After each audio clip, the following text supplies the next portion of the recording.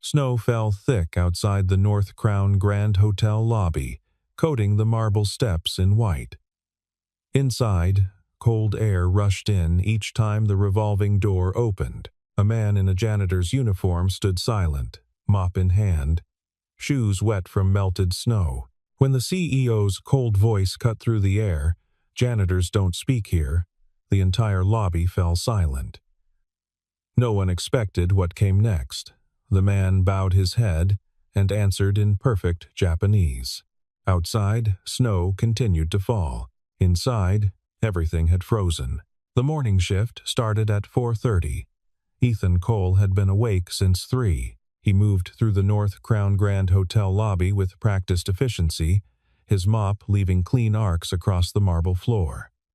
The chandelier above threw fractured light across wet stone. Outside, snow fell in thick curtains, muffling the city beyond the glass walls. Ethan was 42. His back hurt. His hands were cracked from chemicals. He'd been doing this for 3 years. The hotel was the kind of place where people paid more for one night than Ethan earned in a week. Leather couches, gold fixtures, staff who wore black suits and moved like shadows, guests who looked through him as if he were furniture. He preferred it that way. Just stay invisible, he told himself, pushing the mop bucket toward the elevator bank. Just keep Lily fed, his daughter. 12 years old, smart enough to notice when he came home exhausted, smart enough not to mention it. The lobby began filling with early risers, business travelers checking out, a few insomniacs from the bar upstairs. Ethan worked around them, shoulders hunched, eyes down, the posture of someone who'd learned not to be seen. His shift supervisor, Derek, appeared near the concierge desk. Young, ambitious, the kind who wore his name tag like a medal. "Cole. Third-floor hallway needs attention." Guest complained about a stain. Ethan nodded. Didn't speak. Derek didn't expect him to. The morning stretched on. Ethan's knees ached. The wet mop grew heavier. Outside, the snow kept falling, and commuters hunched against the wind, their breath visible in the gray air. At 7:15, Ethan was back in the lobby, wiping down the check-in counter while the morning staff arrived. Receptionists in crisp uniforms, the breakfast manager, the concierge who spoke 4 languages and treated Ethan like wallpaper. He'd learned their rhythms. When to move, where to stand, how to be useful without being noticed. It hadn't always been this way. Once, Ethan had stood in front of university classrooms, teaching linguistics. Once, he'd lived in Kyoto for 2 years, researching regional dialects. Once, he'd been married to a woman who laughed at his terrible attempts to master the tea ceremony. Sarah had died when Lily was 9. Cancer, fast and merciless. Ethan had tried to keep teaching, tried to manage academic deadlines and single parenthood and the crushing weight of grief. But university schedules didn't bend for grieving fathers. Research grants didn't wait for personal tragedy. So, he'd walked away, found work that let him be home when Lily needed him, work that asked nothing of his mind and everything of his body. "Just stay invisible," he whispered again, watching his reflection waver in the polished marble. The hotel didn't care about his past.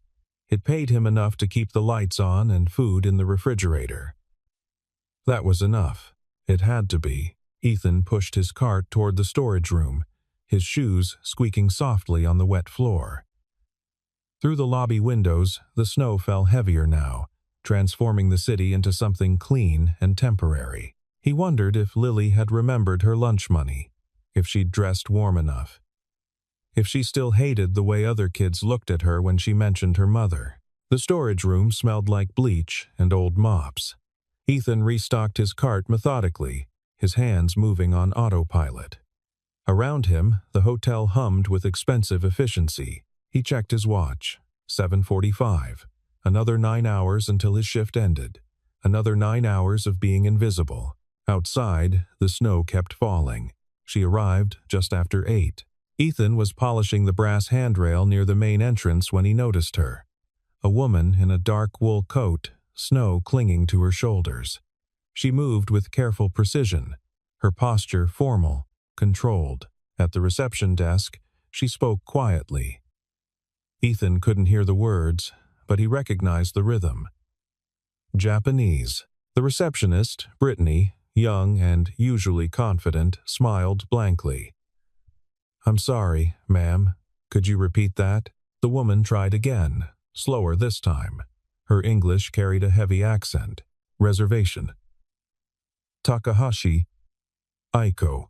Brittany's smile tightened. She typed rapidly, staring at her screen with increasing frustration. "I'm not seeing. Could you spell that?"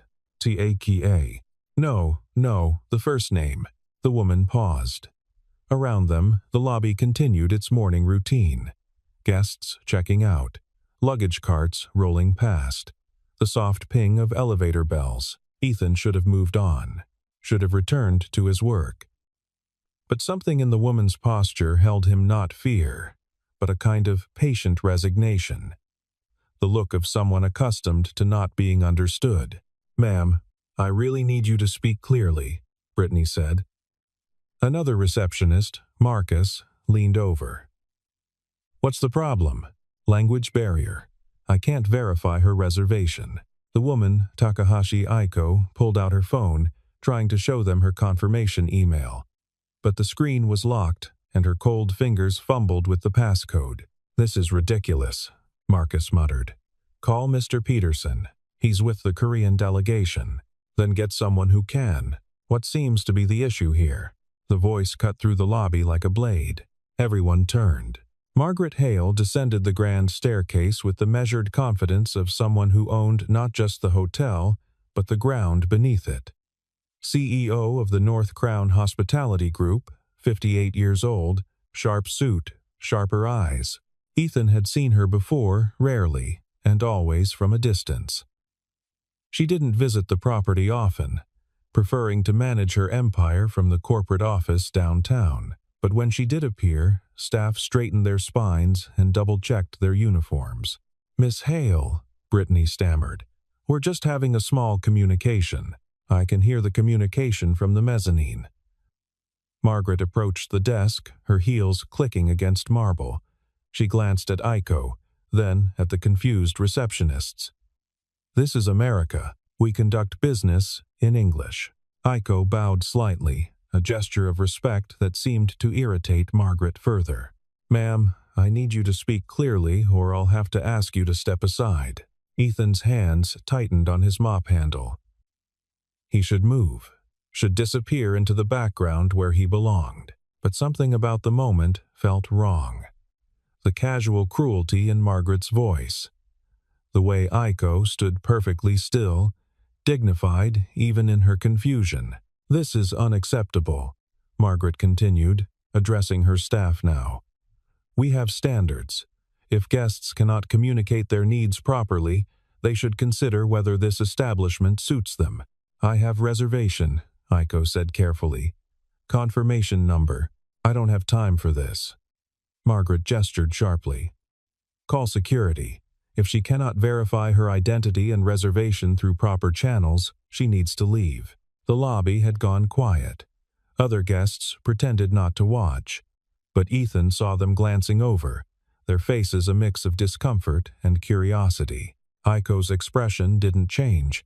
She simply waited, her hands folded in front of her, as if this were an inconvenience she'd experienced many times before. Security approached. Two men in dark blazers, their radios crackling softly. "Ma'am," one of them said to Aiko, his voice gentler than Margaret's, but no less final. "We need you to step outside while we sort this out." Ethan looked at the mop in his hands, at the wet floor, at the invisible boundary he'd drawn around himself 3 years ago. Then he looked at Aiko's face, at the quiet dignity there, at the way she refused to show fear even as she was being escorted out of a lobby she'd paid to enter. The mop handle slipped from his fingers. It hit the marble floor with a sharp, metallic clang that echoed through the silence. Everyone turned. Ethan stepped forward. Margaret Hale had built an empire through control. She controlled her schedule down to 15-minute increments. She controlled her appearance, every hair in place, every accessory chosen for maximum impact. She controlled her emotions with the precision of a surgeon, and she controlled her properties. The North Crown Grand Hotel was her flagship.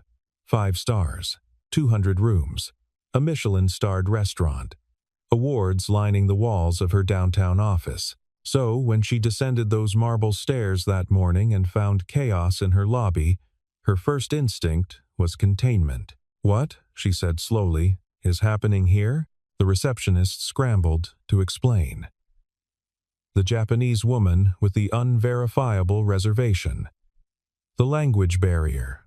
The growing delay. Margaret listened for exactly 30 seconds before cutting them off. "This is America," she said, her voice carrying across the lobby.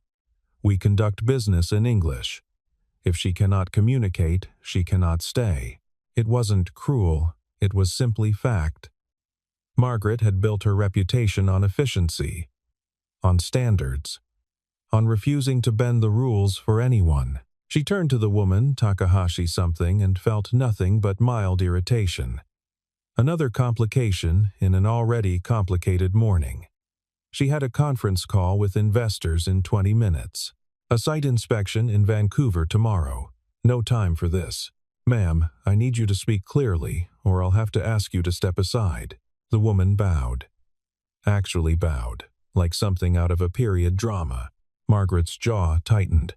"This is unacceptable. Call security." She was already turning away, already dismissing the situation as resolved, when she heard it. A clang. Metal on marble. She turned back. A man in a janitor's uniform stood in the center of the lobby. He'd dropped his mop. Now he stood there, hands at his sides, shoulders straight for the first time Margaret had ever noticed. "What do you think you're—" The man walked forward. Not rushed, not hesitant, just forward.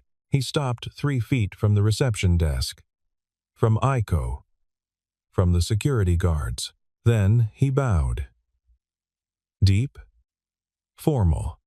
The kind of bow that spoke of training, not mimicry, and he began to speak. The language flowed from him like water, each syllable precise and careful.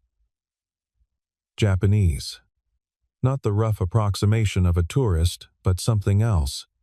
Something practiced. Fluent. The lobby went absolutely still. Aiko's eyes widened.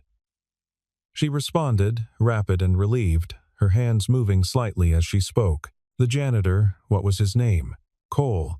Something like that, listened carefully, then turned to the reception desk. "Her reservation is under Takahashi Aiko," he said in English, his voice quiet but clear. "Confirmation number JK7392. She's here for 3 nights.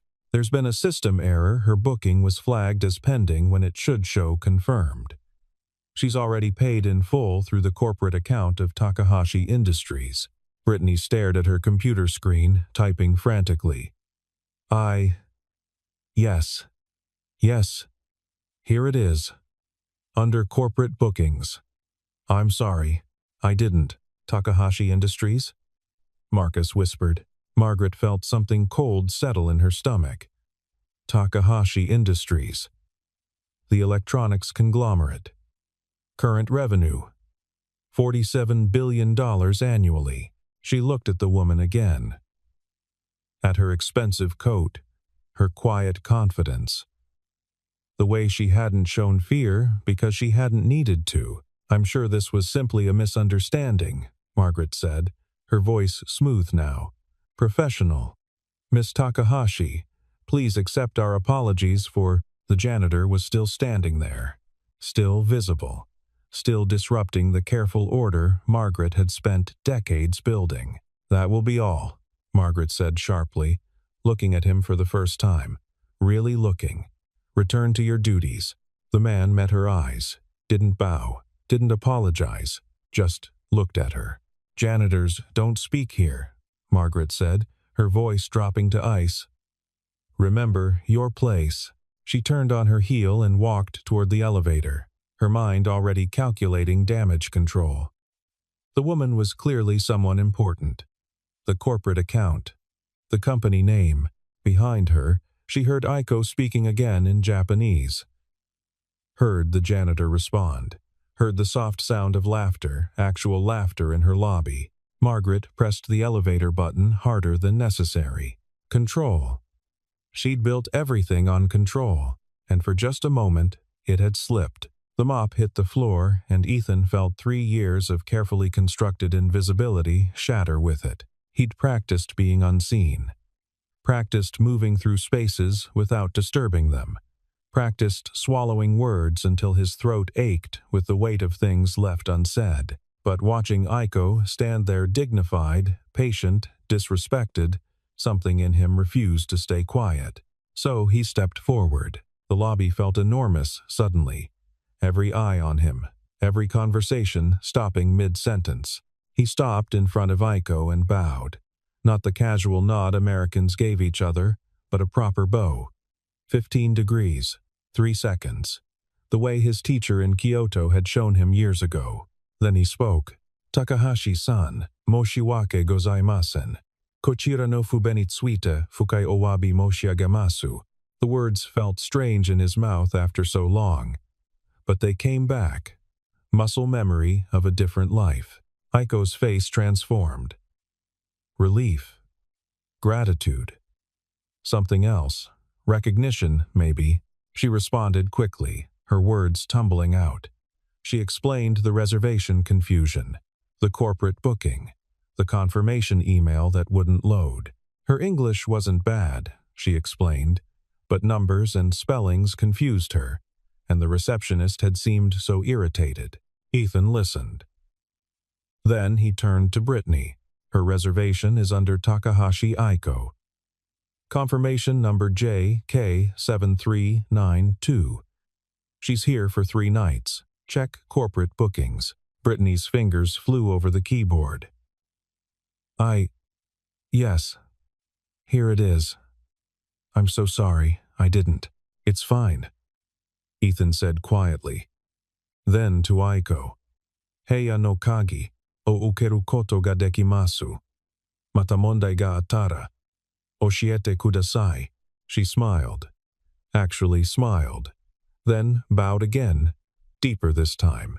Hontoni arigato gozaimasu.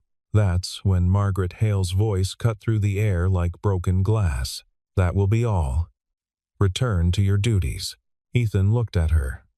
This woman who'd just tried to have a guest removed for the crime of speaking a different language. This woman who ran an international hotel chain but couldn't be bothered with international guests. Janitors don't speak here, Margaret said. Remember your place. The words were meant to hurt, to push him back into invisibility. Instead, they made everything clear.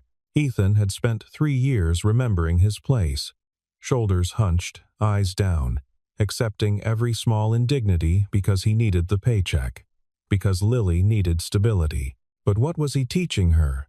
That people like them should accept disrespect? That survival meant swallowing your dignity? He thought of Sarah. How she'd never backed down from injustice.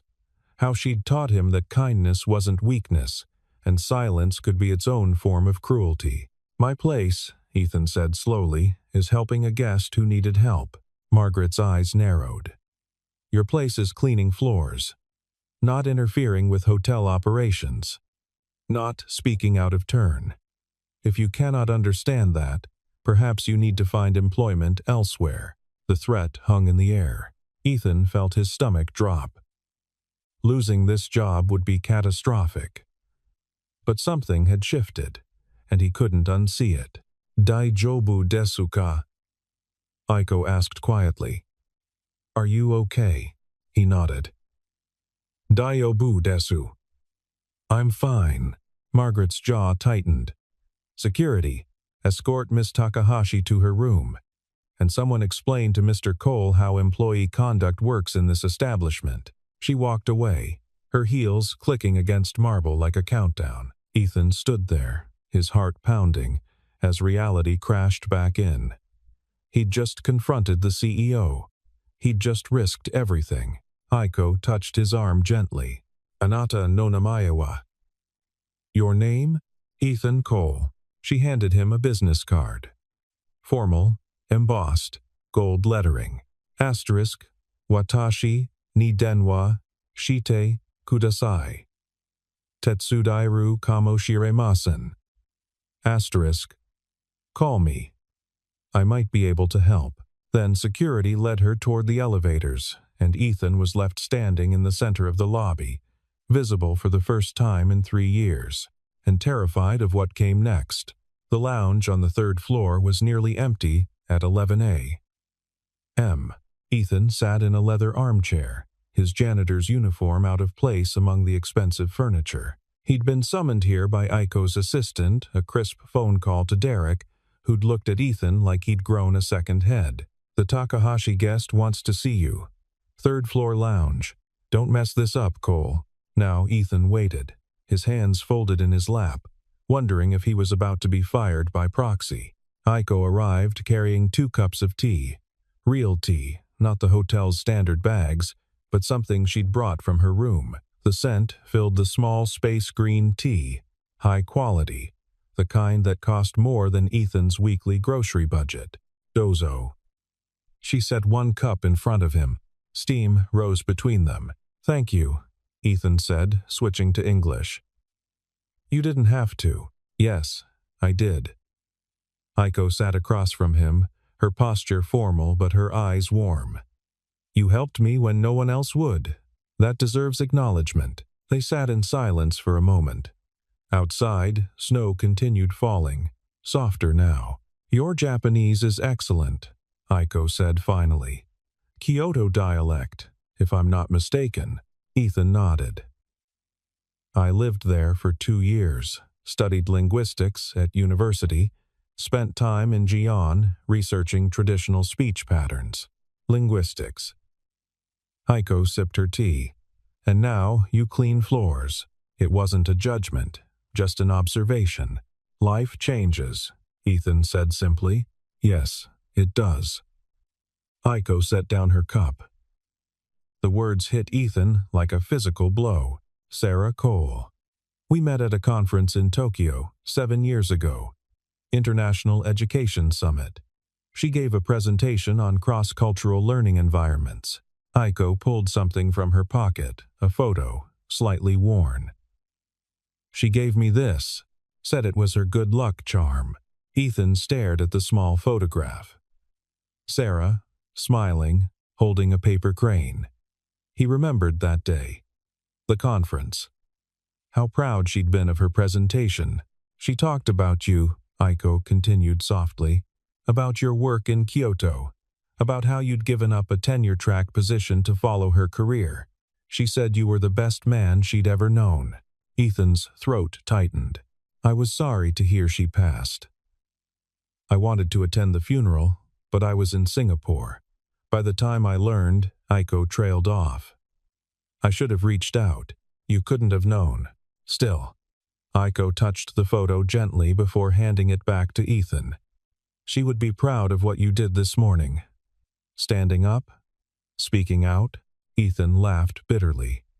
I probably just got myself fired. Perhaps. Or perhaps not.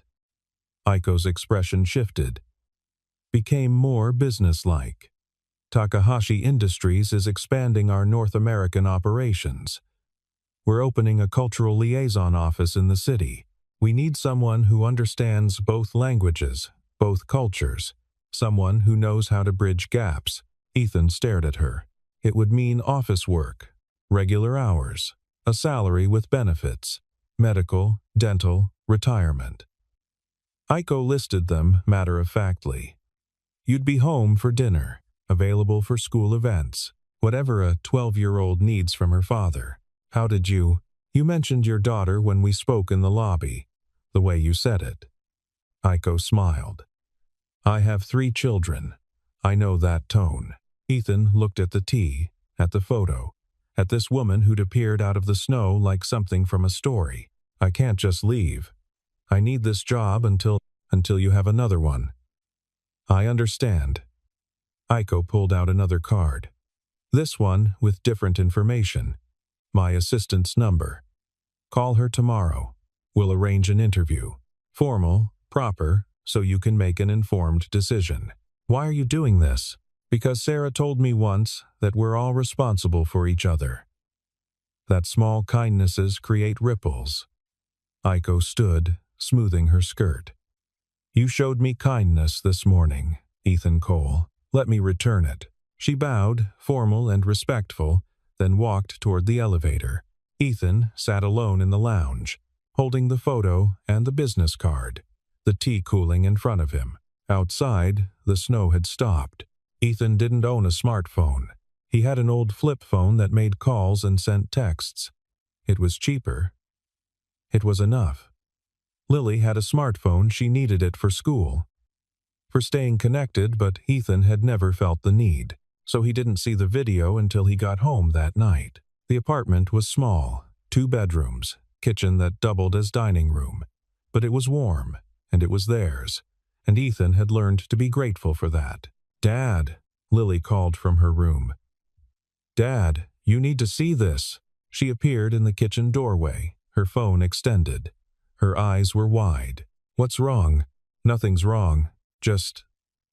Look. Ethan took the phone, squinting at the screen. The video was filmed from an angle, probably by another guest. It showed the North Crown lobby, the reception desk, a woman in a dark coat, Aiko, security approaching, then Ethan himself stepping forward. The bow. The conversation in Japanese, and Margaret Hale's voice, cutting and clear. Janitors don't speak here. The video had been posted 6 hours ago. It already had 200,000 views. The comments scrolled past. Asterisk. Who films this kind of racism and just posts it? Asterisk. That CEO is done. Asterisk. Asterisk. The way he just bowed and spoke, perfect Japanese. I'm crying. Asterisk. Asterisk. Takahashi Industries is going to destroy that hotel. Asterisk. Ethan felt sick. Dad, this is good, Lily said, reading his expression. People are on your side. It's not about sides. It's about... Ethan trailed off. About keeping his head down. About not making waves. About surviving. But he'd already made waves. The water was already churning. Lily took her phone back. Some kids at school saw it. They asked if it was you. I said I wasn't sure yet. Smart.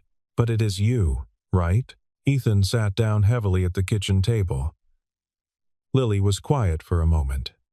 Then, Mom would have done the same thing. The words hit harder than anything Margaret had said. Your mom was braver than me. No. Lily sat down across from him. Mom said being brave isn't about not being scared. It's about doing the right thing even when you're terrified. She pushed the phone back toward him. You were terrified this morning, but you did it anyway. Ethan looked at his daughter. 12 years old, too smart, too observant. Dealing with a father who worked himself to exhaustion and a mother who'd been gone for 3 years. I might lose my job, he said quietly. Then you'll find another one. We always figure it out. She said it with such certainty, such faith in him. Ethan thought about Aiko's business card, still in his pocket, about the offer that seemed too good to be true, about the possibility of change. Go finish your homework, he said finally. I need to think. Lily squeezed his shoulder as she passed. Don't think too hard. You're bad at that. She was Sarah's daughter.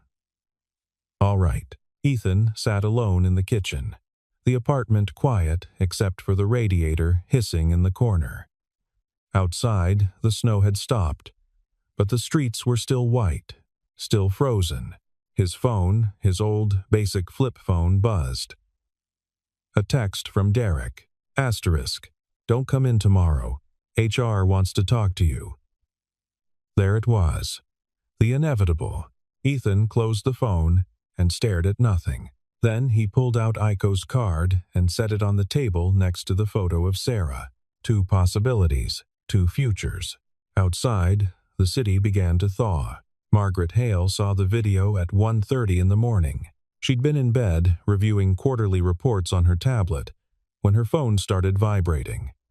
Text after text, email after email, all with the same link. She watched it twice.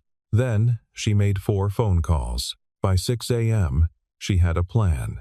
The key to crisis management, Margaret knew, was controlling the narrative. The video made her look bad, she could admit that, at least to herself. But context mattered. Spin mattered. So she called an emergency meeting with her PR team, her lawyers, and HR. The janitor violated multiple policies, Margaret said, pacing her office. He abandoned his post. He interfered with a situation being handled by trained staff. He created a disruption in the lobby during peak hours. Her PR director, Rachel, looked uncomfortable. The optics are difficult, he helped a guest. That's not typically grounds for. He embarrassed the company. He made us look incompetent. Margaret stopped pacing. More importantly, he violated the chain of command. If every employee decided to freelance their job duties, we'd have chaos. The HR director, Thomas, cleared his throat. We could offer a suspension, a formal warning. No. Margaret's voice was final. Termination. Today. Generous severance to show we're not vindictive.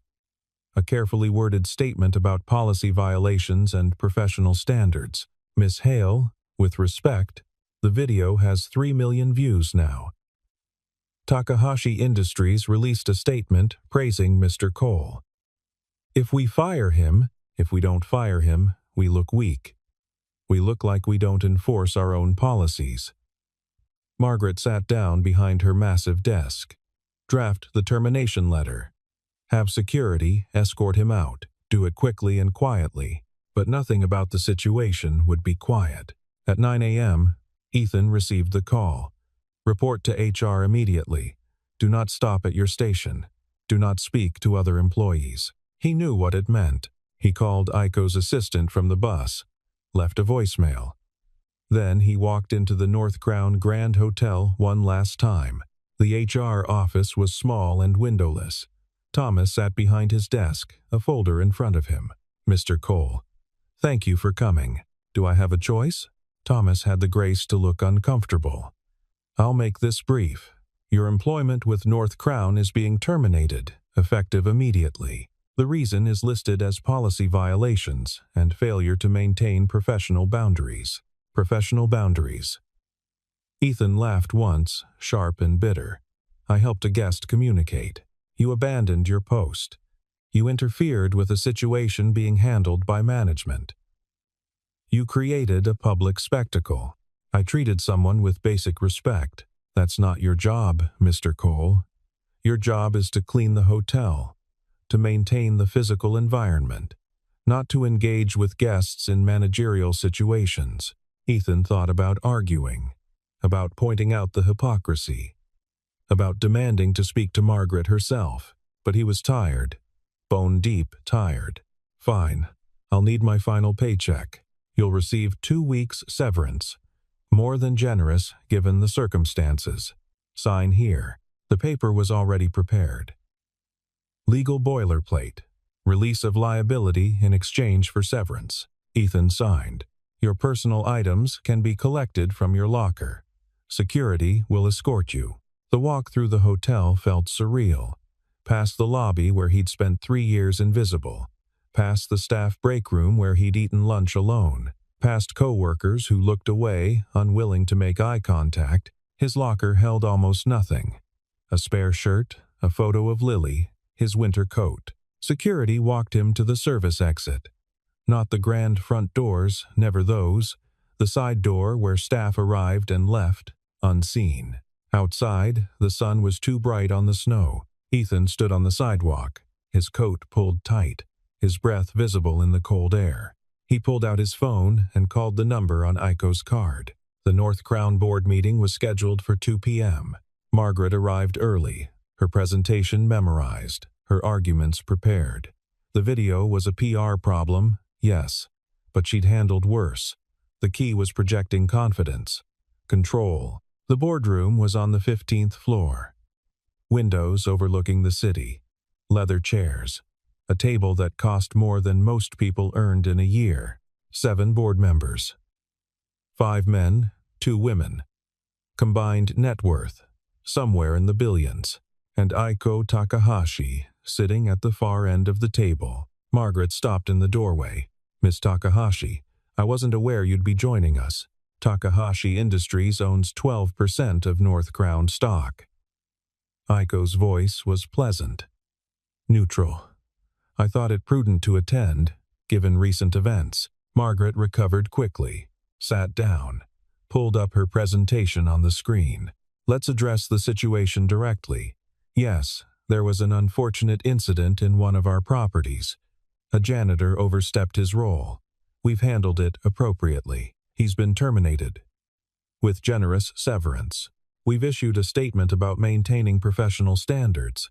One of the board members, Harrison, old money, conservative, frowned. "The video has 7 million views. People are calling for boycotts. People are always calling for boycotts. The news cycle moves fast. This will be forgotten in a week. Will it?" Aiko's voice cut through smoothly. "Because I've been speaking with our legal team and our PR consultants and several other partners we work with. The consensus is that North Crown has a significant problem." Margaret's jaw tightened. "With respect, Miss Takahashi, one viral video doesn't constitute a crisis. No, but a pattern does." Aiko pulled out a tablet. "Shall we discuss the discrimination complaint filed by Maria Rodriguez last year? Or the lawsuit settled quietly by David Chen? Or the 17 Yelp reviews mentioning staff rudeness to non-English speakers?" The room went very quiet. "I don't know what you're suggesting," Margaret said, carefully. "I'm suggesting that Ethan Cole's video didn't create a problem. It revealed one that's been festering for years." Aiko looked around the table. North Crown presents itself as an international luxury brand, but its culture is insular, exclusionary, and legally vulnerable. Harrison leaned forward. "What exactly are you proposing?" "A choice. North Crown can continue as it is, with Margaret at the helm, defending her decisions while watching partnerships dissolve."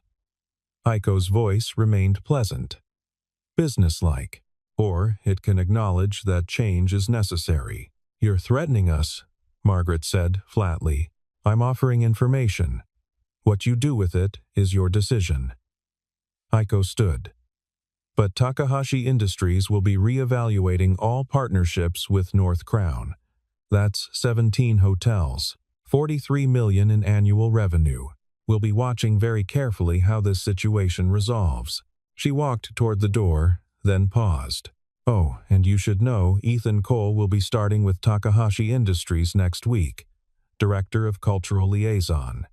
Salary commensurate with his education and experience. He'll be working directly with our North American operations." The door closed behind her with a soft click. Margaret sat frozen. Around her, the board members began talking at once. 17 hotels.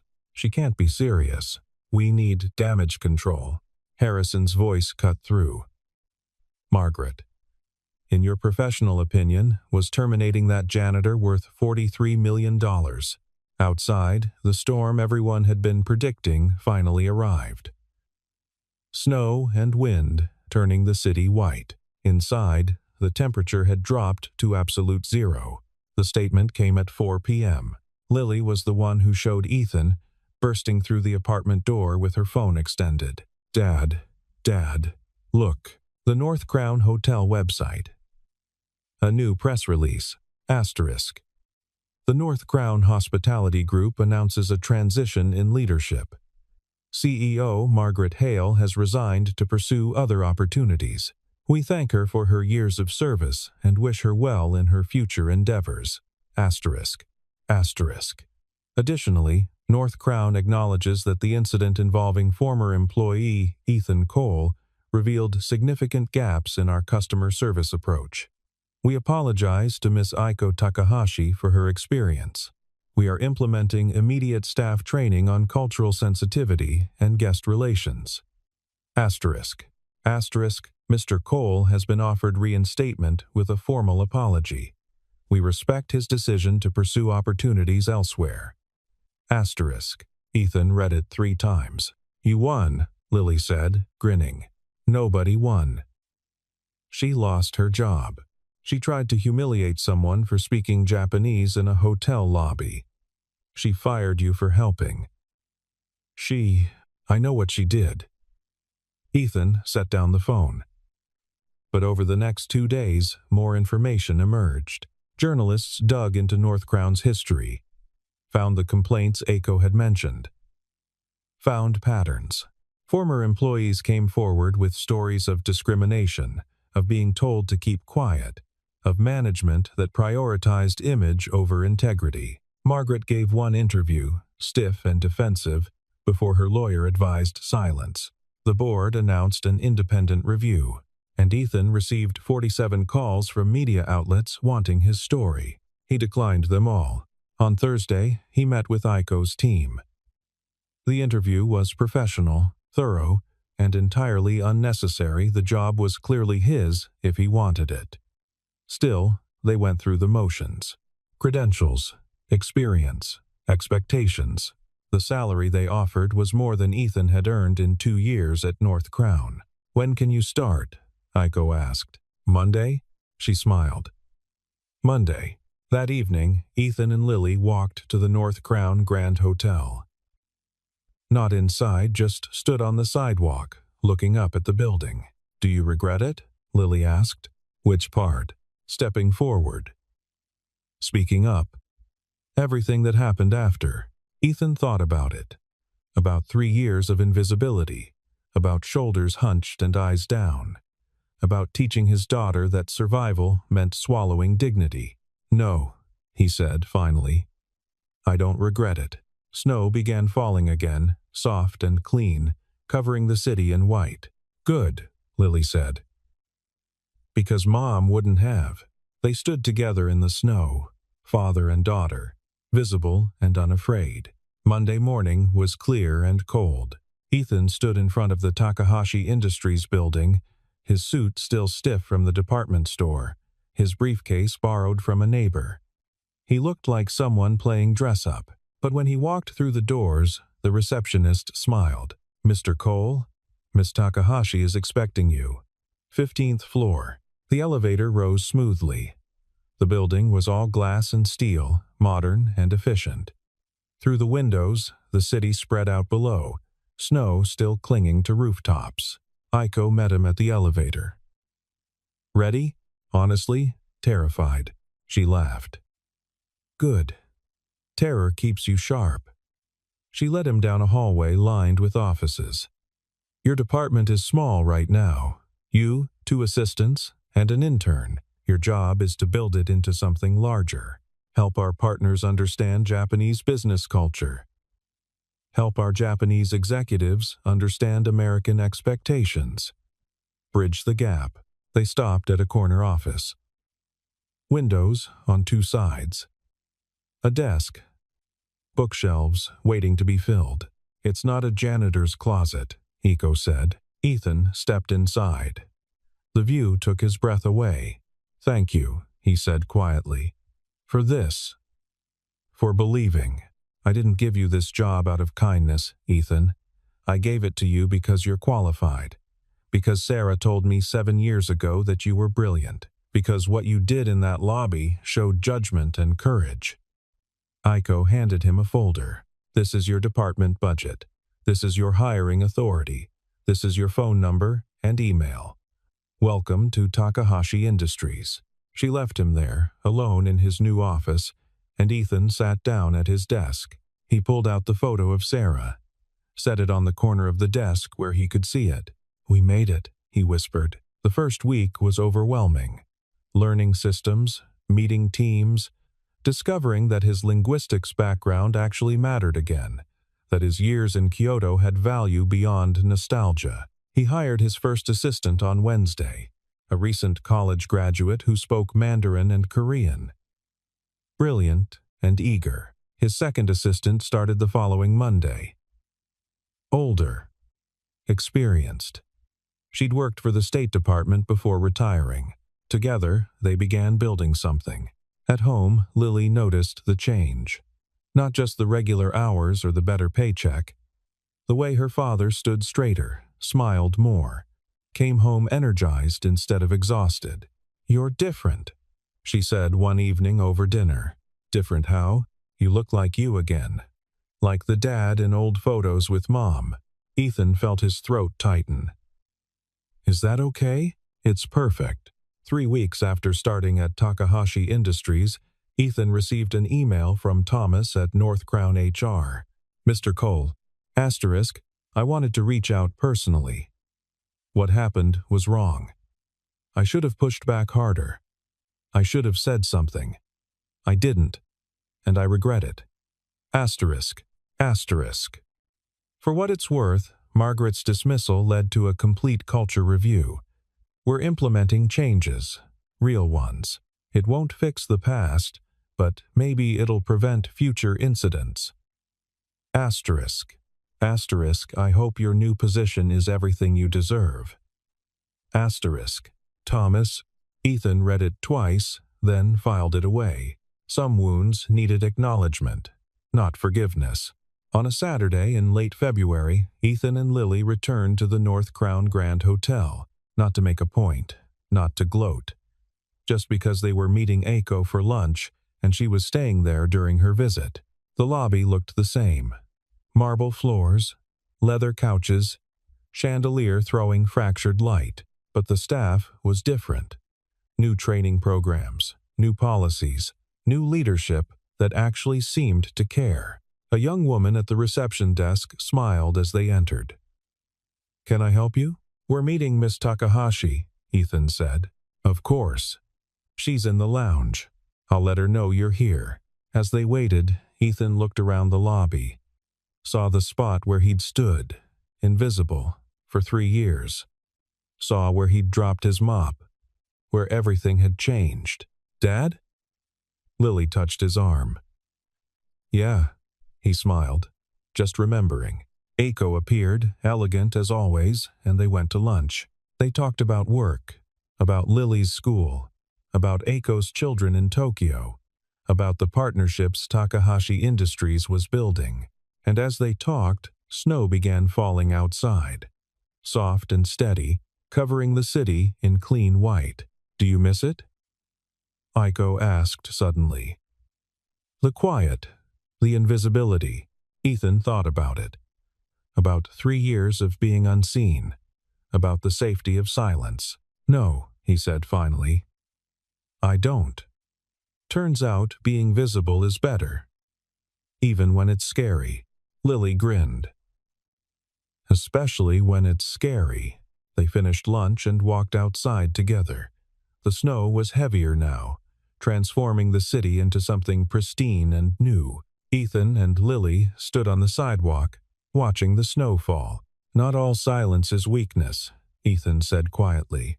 "Some people are just waiting to be heard, and when someone finally listens." He trailed off, watching the snow. "Everything changes." Lily slipped her hand into his. "Yeah," she said. "It does." They walked home through the snow, father and daughter, no longer invisible. Behind them, the city continued its transformation. Slow, steady. One small change at a time.